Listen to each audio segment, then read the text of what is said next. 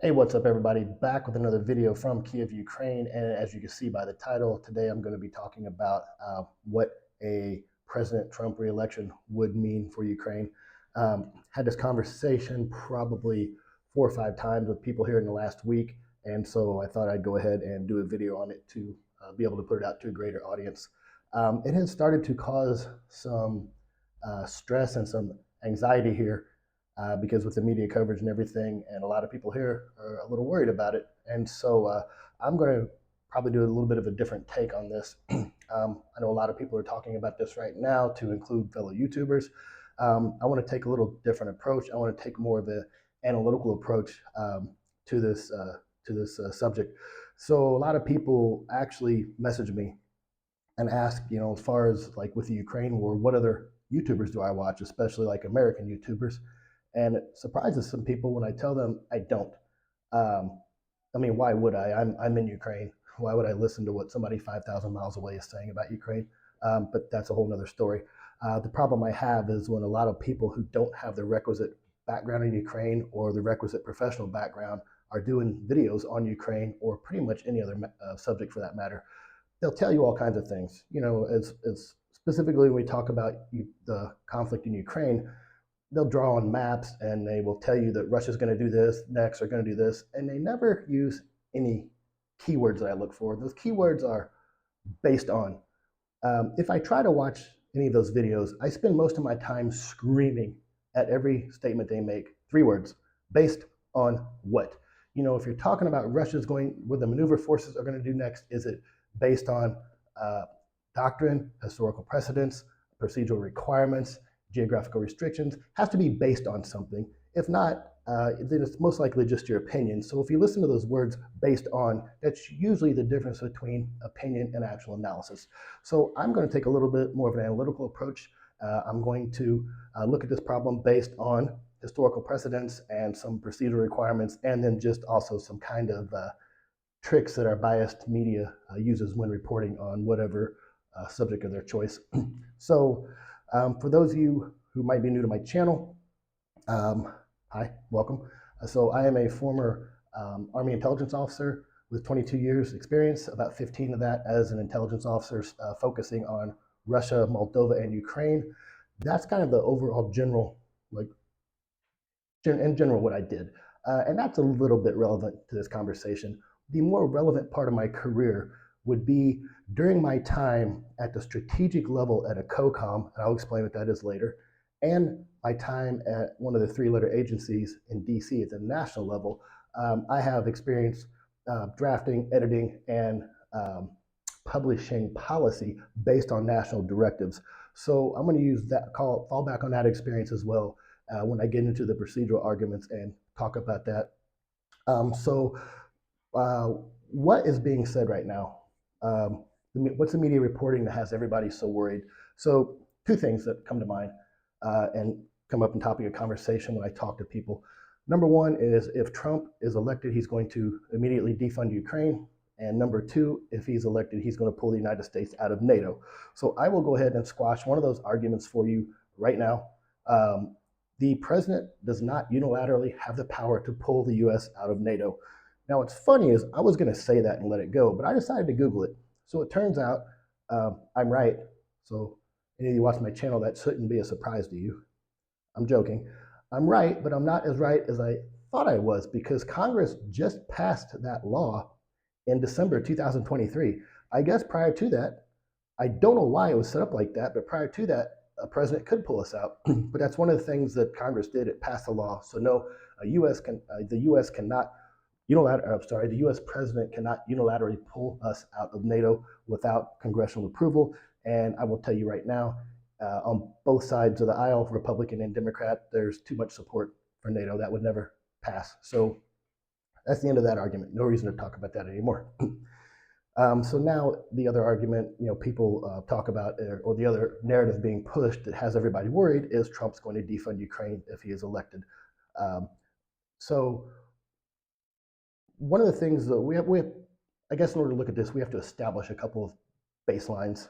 So for those of you not in the U.S., you kind of have to understand how our media works in the U.S.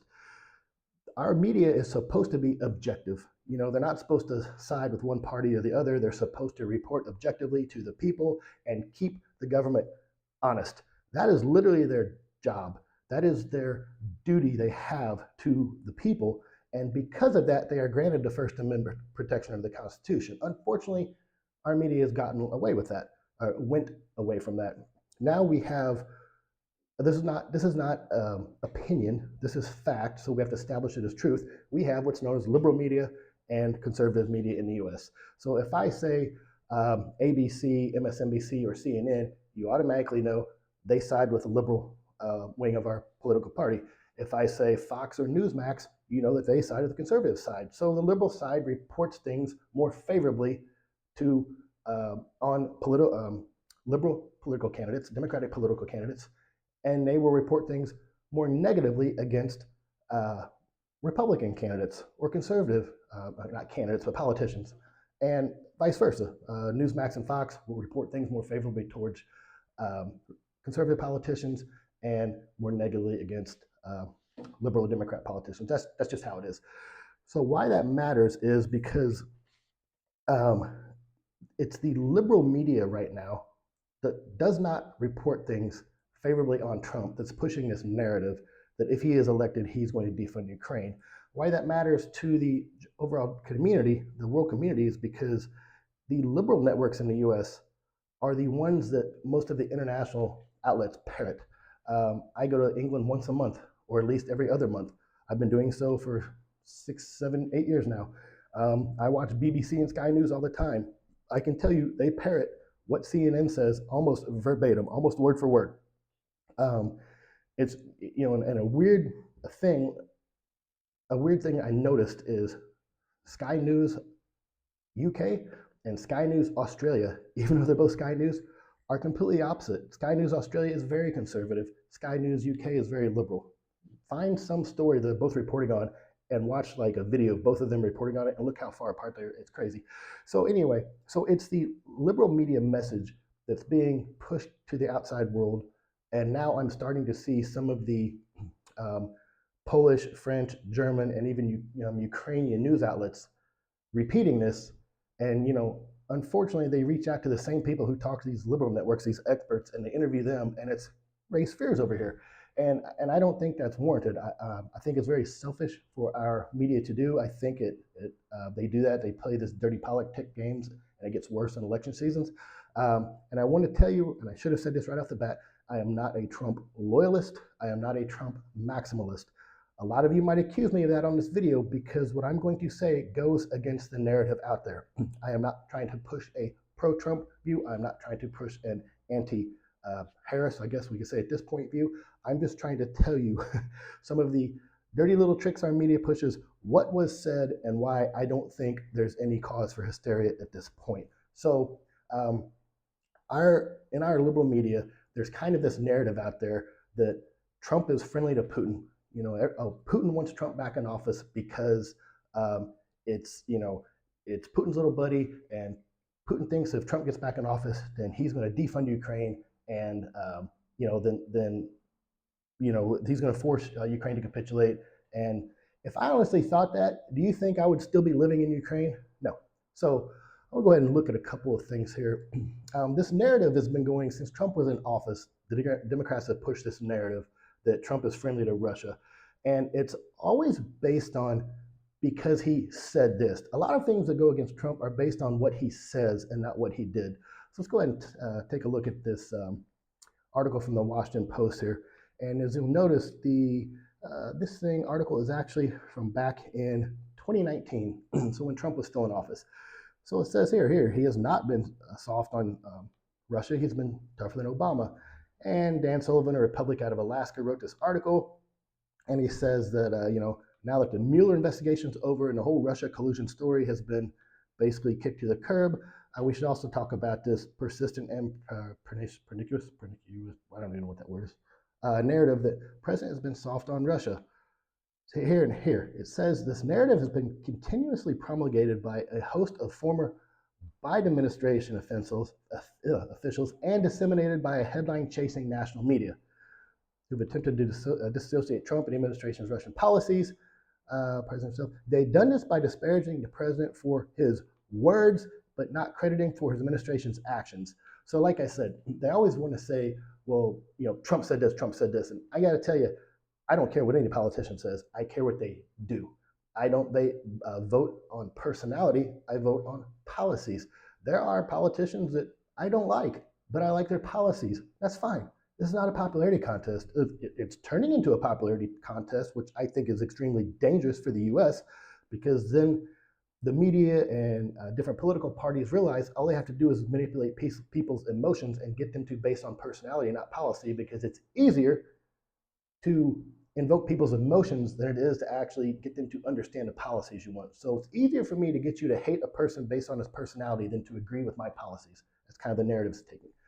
So, like I said, so this is a pretty good article that actually kind of goes against the counter narrative out there. And one of the things they talk about here is after the 2014 invasion into Crimea and Donbass and Luhansk, that here, members of the Armed Service Committee, Democrats and Republicans, encouraged Obama to grant his request to help Ukraine defend itself.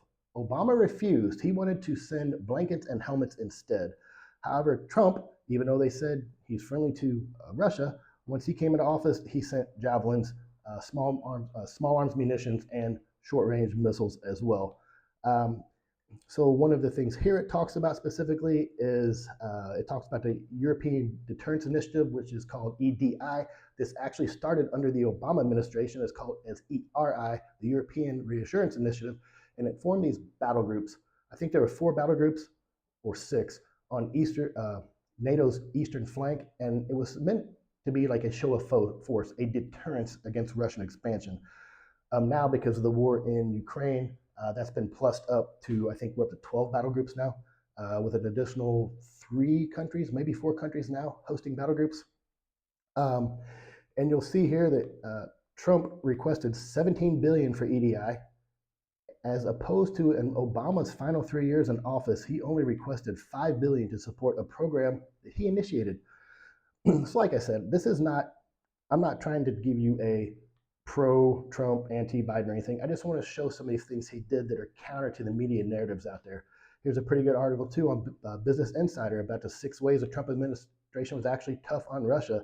And it goes through how, yeah, despite what he says, he actually expelled Democrats, expelled 60 Democrats, had sanctioned more Russian individuals and companies than any other administration in American history, closed diplomatic facilities because they were running spying rings and things like this.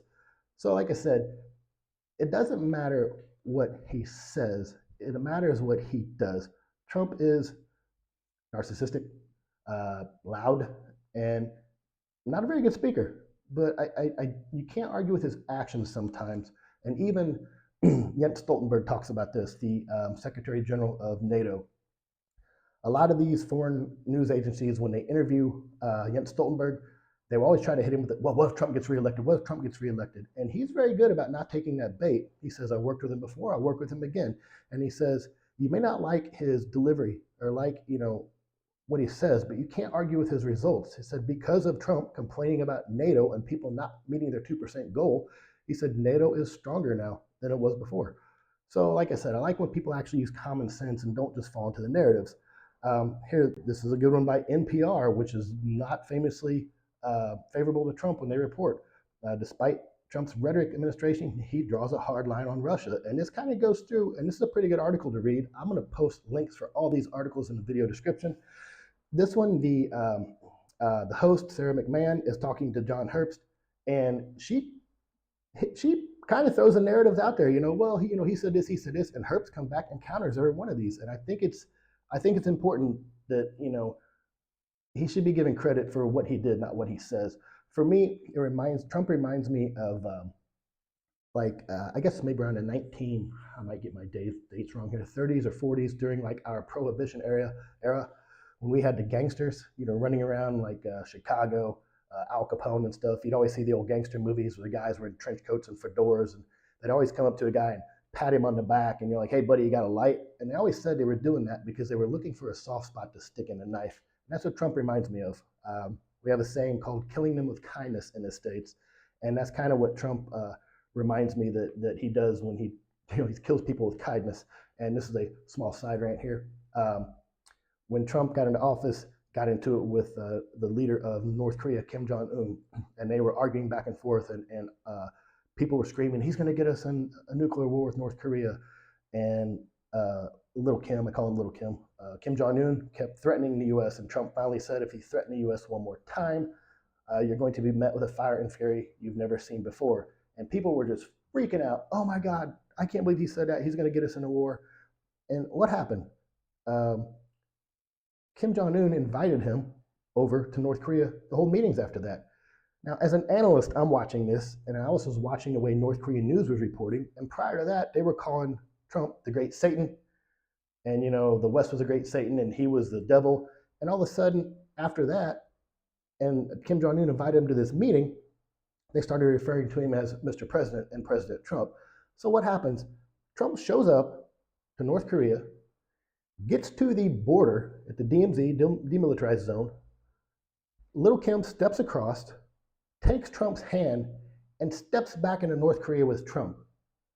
The first time in American history a U.S. sitting president has ever stepped foot in North Korea. And the liberal media just kind of fawned around and no big deal. And so what ended up happening after that, they had a series of meetings. Unfortunately, Trump's term came to an end. They never were able to come to any agreements for long-term disarmament of the Korean Peninsula, but at least it opened the door. It started some dialogue, despite the narrative that was being pushed on him, pushed about him. Okay, let's go back and look at, and this is kind of funny too. Snopes, which is a pretty left-leaning, it's like a fact-check website if you don't know. And this tweet came out, and they had to look it up. Trump, asked directly, what would I do? Here, what would I do? Trump quote about Ukraine. Here says, Fox News just asked Trump, what he do differently than Biden on Ukraine? And the first 3 or 4 sentences here is Trump not, making no coherent sense whatsoever. Then down here at the bottom it says, what we can do is enormous, and we should be doing it, and we should be helping them survive, and they're doing an amazing job. Since Trump said that, of course, the fact checkers had to go out and immediately try to fact check it, and I'll be damned if Snopes actually fact checks this as true. Correct attribution. It was true, and it came from this. Interview that Trump gave back in 2022. So it's kind of funny that Snopes, and which is kind of liberal. So these things are out there that he actually says this stuff, yet the liberal media is still trying to say he's going to defund Ukraine. So where does this come from?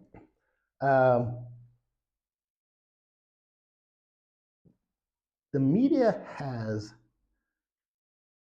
a tricky little way of influencing people. So like I said, our media doesn't just report things objectively and then let people form their own opinion, which is what they're supposed to do. They have ways of manipulating people's opinion. And one example I'll give, a more recent example, is January 2020. The riots that took place at the Capitol. The media started calling them insurrection. Oh, it's an insurrection, it's insurrection. Now here we are 3 years and 8 months later, and the media and liberal politicians are still referring to it as an insurrection, despite not one person being charged with insurrection. Yes, there have been people charged with sedition and people charged with attempting to disrupt an official procedure, which some people will say that's just the same as insurrection, but it's not. It's not insurrection. Nobody's been charged with insurrection, and I think it's inherently irresponsible for the media and our politicians to continue to refer to it as an insurrection. Makes me angry. What's the point of me telling you that? Because I have a more specific example. Back while Trump was president, we had some huge riots in Charlottesville, North Carolina. Basically a bunch of, I'm not going to use the term white nationalists because the U.S. is the only country that uses that term, and it's ignorant if you actually know the origins of nationalism, and they try to associate it with white supremacy, and it really pisses me off. Anyway, so they had a bunch of basically neo-Nazis, and it was called a Unite the Right. It was supposed to be all the neo-Nazi and far-right fascist groups They were uniting under this huge protest, and they were protesting the removal of some Robert E. Lee statues in Charlottesville, North Carolina, South Carolina, North Carolina, anyway, wherever the hell it was. And basically what ended up happening is this was one of the first times that Antifa made its public appearance on national TV, and they were fighting against these white supremacists, and it blew up this big thing. And then Trump did a press conference right after it, and he made the comment that there were very fine people on both sides. And that was repeated ad nauseum, which means like to the point of like nauseous, yeah, repeated ad nauseum for months by liberal media. Any activist they could find, any person who could call Trump racist, any person who could say, "Oh, I heard these people saying, oh, he said there were good people on the white supremacist side," and because I'll let you listen to what he says. Group, but you also had people that were very fine people on both sides. You had people in that group. Excuse me. That's what he said. Very fine people on both sides. That was played over and repeated over and over for months. And what ended up happening is that ended up causing more riots. It ripped our country apart. People were fighting, businesses were destroyed, people lost their livelihoods, people were hurt, and the liberal media just kept repeating it like they didn't have any responsibility in the world. Side rant on my side rant. About the same time, a few weeks after this happened, I was in Kansas City attending an EO advisors course, Equal Opportunity Advisors course. And one of the things we had to do was talk about something that had to do with like race or anything like that. It was in the national media. And this got brought up, right? And so these people are talking and getting angry. And I remember there's this young black sergeant, E5, probably no more than 22 or 23. And he started talking about this, about Trump said there were good people on both sides. And, I can't believe he said that. He just started getting angry. And I asked him, I said, did you watch the interview? And he said, yeah, I saw it. And I said, did you see the video? And he's like, yeah, I saw it on the news. And I said, did you watch the actual interview, or did you just watch the clips on the television? And he said, no, I just watched the clips on the news. I said, so you don't know what else he said, right? You didn't hear the full quote. He's like, what are you talking about? And I said, if you would have let it play a little bit more, you would have heard this. Culture, and you had people, and I'm not talking about the neo-Nazis and the white nationalists, because they should be condemned totally. But you had many people in that group other than neo-Nazis and white nationalists. That's what he said. But the media never mentioned that. Never mentioned that. They only said very fine people on both sides, which got turned into Trump called white supremacists very fine people. And I played this clip for this young kid, and he just like turned white as a ghost, and is like he just found out that Santa Claus didn't exist. And I'm sorry if you're just now finding out Santa Claus didn't exist. My bad, sorry. But this young kid just like looks at me in disbelief, and I said, welcome to information warfare. And my problem is, based off his reaction alone, I think if enough people would have heard that, at least there would have been a good portion of those people who probably would have changed their mind about what Trump said. But that wasn't the media's intention. They weren't trying to inform people that day. They were trying to draw a narrative, which is why they only played the first part that he said there were very fine people on both sides. And that's what they repeated for the next months and months and months to come. Side rant complete. Why am I telling you this? I'm telling you this because we are now seeing the same thing play out. What Trump said and what the media keeps repeating over and over is, even right here, Fox News. This is a news website or news entity outlet that is extremely favorable to Trump, and they even said right here, Trump describes how he could solve the Russia-Ukraine conflict in 24 hours. What do? They always say, Trump says, if I'm elected in 24 hours, I will end the war in Ukraine. That immediately translates to, I think I did my cameras backwards there, sorry about that. That immediately translates to, it's going to defund Ukraine. Times Radio last week, 2 weeks ago, had some expert on, And they, of course, went right in and asked, what if Trump's elected? And she said, well, if Trump's elected, he says he'll end the war in 24 hours. And, what that most likely means is, and she goes off on a 10-minute rant and paints this doomsday scenario about what that possibly means based on her opinion. And in fact, when you listen to everybody speaking, it's just their opinion. Because if any of these experts that are pushing this narrative actually had proof, like if Trump said on video he was going to defund Ukraine, they just play the video.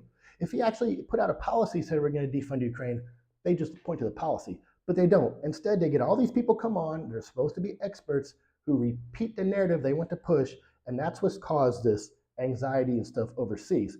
Now, I'm telling you this because I hope my camera didn't just shut off. If we go back and look here, so here, Trump describes how he would solve the war in 24 hours. Okay, so I'll just go down and show you here. Here, this is what he said. Besides, I'll end the war in 24 hours. I know Zelensky very, very well, and I know Putin very, very, very well, even better.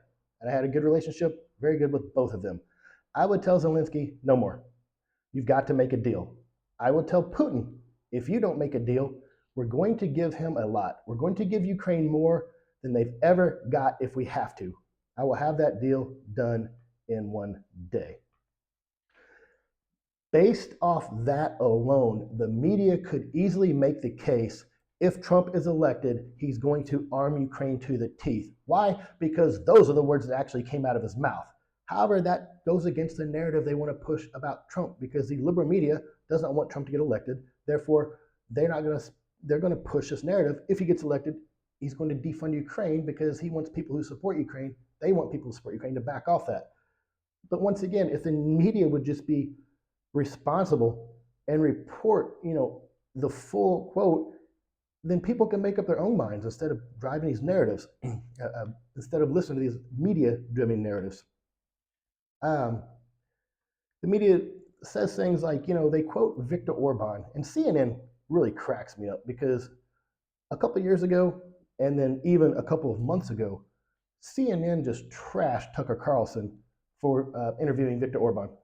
And rightfully so. Tucker's an idiot, and Viktor Orban is a freaking dirtbag. He's known as Europe's last dictator. He's known as a Putin ally, Kremlin ally. And so the Hungarian leader Orban goes to meet Trump, and now CNN is, quoting him, and he said he's going to end the war because he's not going to give Ukraine a penny. It's like, wait a minute, you say that this guy was so horrible when Tucker interviewed him, but now you're happy to quote him because it pushes your narrative that you want to hear against Trump. He pushes a narrative that you're trying to push too. He reinforces your narrative. They don't listen to, former UK Prime Minister Boris Johnson, who also went to Mar-a-Lago and had a meeting with Trump, and he said just the opposite. He says he thinks that Trump is going to ramp up sanctions and arm Ukraine even more.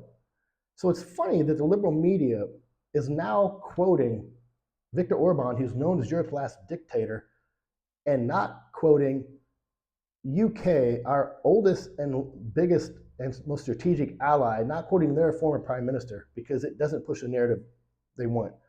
They're also pushing things like this. A couple of months ago, this article came out that 2 former advisors under the Trump administration have given him a plan to end the war, and it includes immediately defunding Ukraine. And the liberal media just ran with this. It's like, okay, I'm sure a lot of people are giving Trump, plans on how to end Ukraine. That doesn't mean he's going to listen to them. But like I said, they ran with this, and it drives me crazy because all anybody has to do is point to a comment where he made he's going to defund Ukraine, or point to a policy he's published that he's going to defund Ukraine, and he hasn't. Do I think Trump is going to arm Ukraine to the teeth? No, not any more than I think he's going to defund Ukraine overnight. So there's a little bit of historical context and how our media works, and I want to kind of go into some procedural requirements and why this is not going to matter so much. So earlier you heard me talk about a COCOM. So a COCOM is short for Combatant Command. In the U.S. military and Department of Defense, there are 11 unified combatant commands across the world. Some are geographically located. EUCOM, European Combatant Command, AFRICOM. Those are the area of responsibilities they're responsible for. Indo-PACOM, Indo-Pacific region, Northcom, Southcom. So some of those are geographically aligned. Some are operationally aligned. Transcom, Transportation Command. Stratcom, Strategic Command. Cybercom, Cyber Command. INSCOM, Intelligence and Security Command. So EUCOM, the European Combat Command, who I spent 18 of my 22 years in the military under, and as a contractor for Department of Defense, is, as you might, as you probably aware, they are responsible for the European area of responsibility, which Russia falls within. So the Combat Command, like the EUCOM, is in charge of all Department of Defense assets in the European theater. So this functions off 3 lines of effort called LOEs. Basically, it's 3 priorities are what all of their regulations are written in order to reinforce these 3 priorities or LOEs, lines of efforts. And 1, 2, 3 in order, they are deter Russia, support NATO, and it doesn't really matter for this conversation, but think about this, defend Israel, because Israel, even though geographically it should fall under the Central Command with like Iraq and all this, Southeast Asia, it falls under the EUCOM AOR. Prior to the war, they were getting ready to transfer responsibility to CENTCOM, but then the war kicked off, so the paperwork never signed. So anyway, that's just some food for thought for any potential conflicts in the future. So anyway, where do these lines of effort come from? They actually come out of the National Defense Strategy, which is published every 2 years. And as you can see here, this is the last one. It was published October 2022. So this is basically, as long as nothing changes in the national security strategy, the LOEs won't change. And so right now, supporting Ukraine, helping support Ukraine is also in line with line of effort 1 and 2, deter Russia, support NATO. So Biden took office on January 21. Why don't I know this? 2021, 2021, 2020, whatever. In 2020, Biden took office. You'll see this wasn't published until close to 2 years later in 2022. Usually those are published every 2 years. So the reason I'm telling you this is because those lines of effort and the effort of the Department of Defense in Europe won't change until there's a new national security strategy published. And if you ever want to look at this, go to, I believe it's page 23, and that's where it starts outlining our global priorities, and this is where it actually talks about China and then Russia here as well. There you go. Yeah. So I'll post a link to these as well, and everybody should read the national security strategy. Damn it, I'm sorry. I forgot to switch cameras again. So I'll run back up there real quick. Yep, so right there, page 23, National Security Strategy, and it was published in October 2022. Sorry about that. Still trying to get used to this software and switching cameras around. So like I said, nothing's going to change. So my bluff, which I should have started my bluff, my bottom line up front is, bottom line at the end now, my bottom line up front should have been, it doesn't matter who's going to be elected U.S. president. Nothing is fundamentally going to change, especially not in the near term. These things take a while, and you also have to understand the difference between campaign rhetoric and policy implementation. Right now, Harris and Trump are both on the campaign trail, and they're going to say all kinds of things to appeal to their voter base. And so I've learned to like maybe believe like 60% of what they say on the campaign trail. But my whole point of this video is, don't necessarily believe the narratives that are being pushed by the media out there. They're pushing those for a reason. The liberal media is pushing those to support their candidate of choice. Unfortunately, it's caused some stress over here. And I think being over here amongst the population who's been under a lot of stress and anxiety for going on 3 years now, I think it's unnecessary. I think it's unwarranted. I think it's selfish. and it really pisses me off. But like I said, I kind of want to do this video to kind of put out a bit of a counter narrative, because in the end, nobody knows. Trump hasn't said one way or the other definitively, and I hope he does when they have the presidential debates. And I hope the moderator asks him point blank, and I hope if he starts to rant or go off on a tangent, I hope the moderator holds him to an answer, because the people deserve to know. I'm not a single issue voter. However, this is something I would really like to know Trump's answer on. And so, like I said, right now, all these experts talking, they're just kind of pushing the narrative that most likely they're being paid. A lot of those people on those news programs, those experts, they're paid to be on. So a lot of them are pushing a narrative, they're being paid, and they're all just, taking shots in the dark, because it's just their opinions and it's not based on anything concrete right now. So that's it. I don't want to keep beating a dead horse. I guess that's it. If you have any questions, or if you want to comment on this video, please do. If I would really like some dialogue. If you don't believe me, if you don't believe my arguments, tell me where you think they're wrong. If you're going to come on my channel and just scream Trump's a fascist or whatever, I won't respond to you. I just won't respond to you. Like I said, if you have any counter arguments, I'd love to hear them. If you have other people who are concerned about this and have questions, please circulate this video on your Twitter, Instagram, Facebook, whatever. Get this out there, because I would like this counter narrative to be out there for people to hear. Because right now, the media understands, especially during election time, that fear is a powerful weapon. And like I said, unfortunately, if they get people in the U.S. scared to vote one way or the other, that's the tactic they use. But unfortunately, there's some bleed over here in Ukraine, and it's got a lot of people worried. And I think it's unwarranted. I think it's unnecessary. And there is no definitive evidence right now that if Trump is elected, he's going to defund Ukraine. So that's it. I'm going to stop beating a dead horse. Thank you guys for watching. As always, see you soon.